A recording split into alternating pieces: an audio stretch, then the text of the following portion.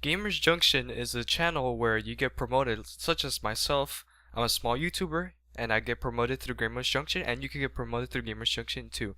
I'll leave all the necessary annotations, the links in the description. You name it, I got it. You can just click on it and go check them out. And if you're watching this on Gamers Junction, you have arrived. And I go by the name Soda Killer. Most of you guys probably don't know me. Maybe you guys have heard of me.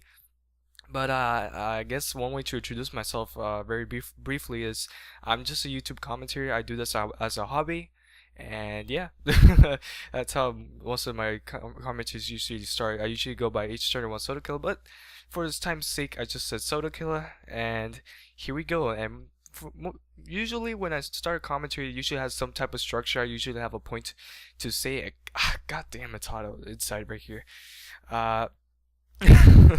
Uh, most of these commentaries have a structure to it. Like I usually like to get to the point, but let's just freestyle this commentary just for you guys, just to kind of talk and get a video out, a very well made video, hopefully, and hopefully you guys enjoy it. And there's a lot of things to talk about actually. Now that I think about it, like the other day, I've never seen the YouTube homepage, but for the first time I've actually seen the YouTube homepage, and that's kind of ironic because I'm usually on YouTube a lot, which is very ironic. And one thing I noticed is the homepage is shit. Is the homepage. One thing that I miss about the old YouTube homepage is that the neat thing about the old YouTube homepage was if there was somebody that made a video that went more or less viral, I guess you could call it, or just like I guess you could call it that it got like a lot of recognition or something like that. And one thing that would happen as a byproduct of that is that your video would show up in the front page of the YouTube channel. So let's say your favorite commentator made a very well made video. Maybe he was juggling pogo sticks. I don't know. I can't judge what other people do. God damn those pogo sticks. And basically, if you were on the home page, your video would get more views, which was very interesting thing. It was kind of like a milestone. Like it was. If you got a video on the homepage, it was like hitting a home run in a baseball field, if that makes any sense. Because if your video made it to the homepage, that means it will get more views, and naturally a lot of people you'll get recognized a lot more easily. But one of the downsides to the old YouTube homepage, it was completely dominated by people. It was just it's because I think that the intentional design for the YouTube homepage at first was that if your video got popular, it would get a lot more views and you would get a lot more recognition for it. But I think what inevitably happened, and what I think was the unintended consequence of that was, uh, you just the same people will show up on the homepage. Like, for example, let's say I make this video, and let's say relatively speaking, just hypothetically speaking, this made it on the front page. That would be extremely rare, so therefore I would get more views. But the thing is, the old YouTube homepage was completely dominated by the same YouTubers who were kind of very good at the game. So in a sense, what kind of resulted is the people who weren't good at the game never made it on the YouTube homepage, and only those people, let's say like Ray William Johnson, like he in the old days he was kind of like a constant in the old YouTube homepage, or maybe you'll see a Woody's Gamer Tag video or White Boy, something like that. It was kind of a milestone, but it was kind of enclosed to like a select few of YouTubers who were like really good at the game. And if you're good at the game, you'll make it to YouTube homepage constantly. So that's one of the main downsides that I guess the old YouTube homepage offered. I still miss the old YouTube homepage though, because one thing that resulted, even though like the same YouTubers came up, like I said before, you often see new stuff. So the great thing about seeing new stuff is like you get to see like new YouTubers, and like you get to like experience the videos in a different way. Unfortunately, we don't have that YouTube page anymore. Maybe it's better, maybe it's for worse. I'm not sure, but yeah.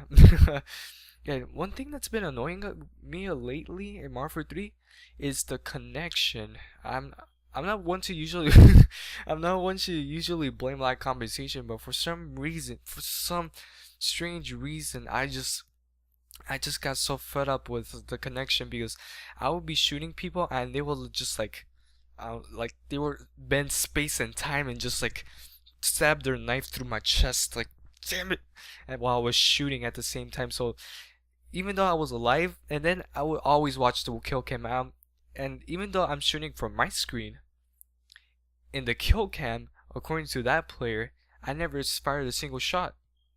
And then I got to the point where I started I started punching my pillows out of sheer rage, and I'm like, you know what, I'm just gonna try something, because I've heard if you turn off theater mode, it actually helps your connection a little, which is, I guess, is a pro tip. Like if you guys don't record your gameplays or anything like that, you just like play for fun, like from time to time, turn off theater mode and you see what happens. Because I can't say that it happens all the time, but that's what happened to me. So I turn off theater mode, I'm just cycling through lobbies, and at the top right hand corner of the loading screen, or when you're trying to find a lobby, it tells you how many pings.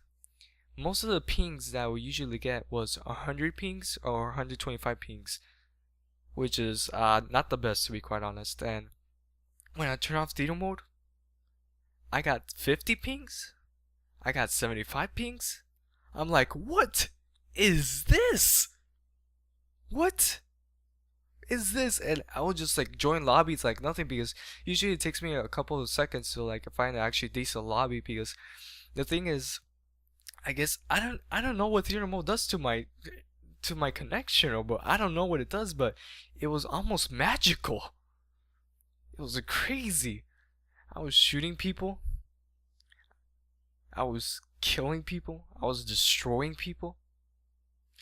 But one main downside about having theater mode off is that if you get an awesome clip, let's say I just decide right now, let's say I get like triple no scope, 720 triple YY quad feed, or quad, just like an amazing shot. Just, I guess, lightning falls from the sky for some reason, and the downside is you don't record it. And one easy remedy for that is, if you guys record a gameplay, then obviously, and you want to have better connection, then obviously one way you could do it is get a capture card.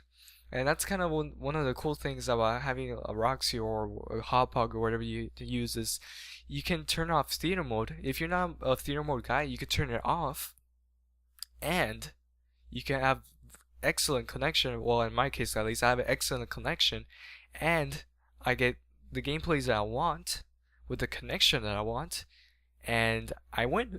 Basically, it's a win-win. So that's, I guess, theater mode is my mortal enemy in Call of Duty. But that's just my case. I'm not sure. I like theater mode, but I like the Black Ops theater mode, I think, to be quite honest. I think the Black Ops theater mode is actually really good. So that's kind of one of the benefits of having capture cards, I guess, is that you could turn off theater mode and you could just glide through lobbies. So I guess I'll be doing a lot more about that, but I didn't even know till today, because today was the first day I actually turned off theater mode. I was like, what is this? It was almost magical. It was like I had a Gandalf staff. I was just like knifing people through walls and scrap. It was funny though. Oh, also a pro tip for you guys who are starting commentating. Most people, when they start commentating, they usually do really long videos. Do not do that. Unless you could talk for a long periods of time, do not, under any circumstances, talk for 13 minutes at a time. You will not make it, I guarantee you, unless you've been doing it for a long time. Even now, even these days, I still have trouble making a commentary as long as this. So if you're starting YouTube, one thing I would recommend is make sure you have a topic in your head. Have a 4 to 5 minute video, because the time span of most people, unless you're a well-recognized YouTuber, is 4 to 5 minutes at the most for a gameplay Call of Duty thing. That's just one recommendation. Works for some people, works for others. It just really depends on what you guys tastes are. So anyways, guys, I hope you enjoyed. This was a longish commentary. Go check out Gamers Junction. Follow me on Twitter, and catch you guys later.